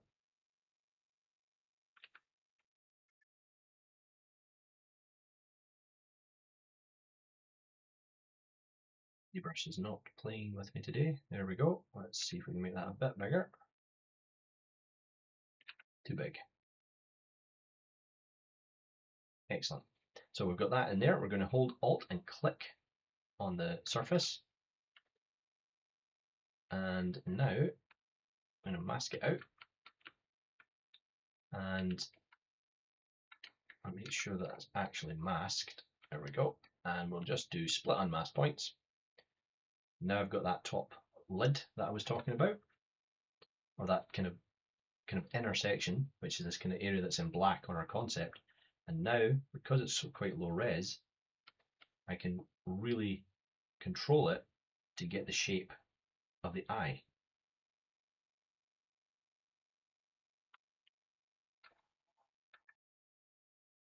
And all I'm going to do is, I'm actually going to mirror this, but I'm going to go into mirror here.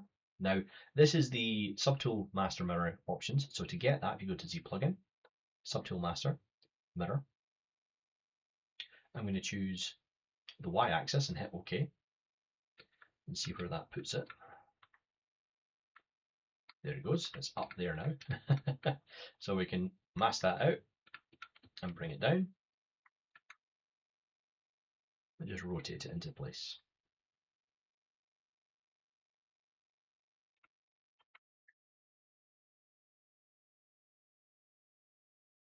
You could of course draw out another curve if you wanted to, but that's just this is just another slightly faster way. And then I can use the move brush.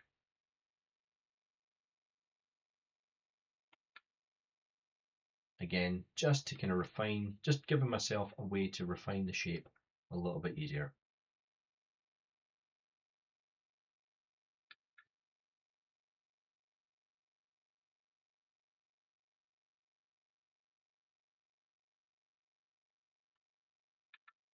And whenever I'm doing things like this, I try, if you can see here really closely how I'm constructing the eyelid. I'm leaving a ledge, like a little shelf at the bottom of the eyelid, and you want to try and keep that. And if you can keep that on your characters and you can sharpen it, you'll create a much more effective and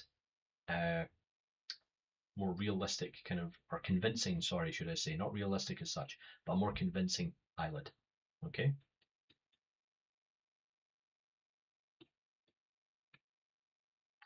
All right, folks, we have come to the end.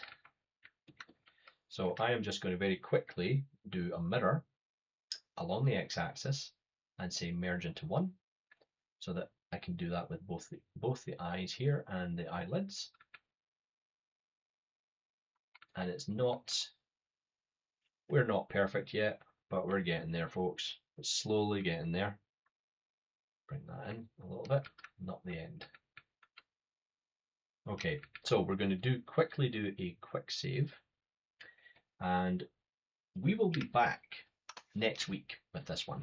This one might, because we're going slower, this one might even take 3 weeks. It depends, right? It all depends. I might even do a vote to see whether or not people want us to move on to the letter F or stick with the Elder Brain and continue working through it. Okay. So, folks, like I said, that is the end of our stream. I'd like to thank everybody for coming along to another Firestorm stream. Please remember to follow us on all of our socials. You'll find them in the overlay on the stream here. And make sure you join our Discord. Okay, as I said, it's a really good community and it's worthwhile coming along and just saying hi. I've been Pat Imrie, and it's been a pleasure having you here. So thank you all very much for taking the time to sit and listen as I ramble and sculpt. And I hope to see you all next week. And something to just leave you all with is that everything will be okay in the end. I know everything in the world is a little bit crap, and if you're going through a hard time right now, just remember that. Everything will be okay in the end. And if it's not okay, then it's not the end. Keep that in mind, folks. Take care, and I'll see you all next week. Bye for now.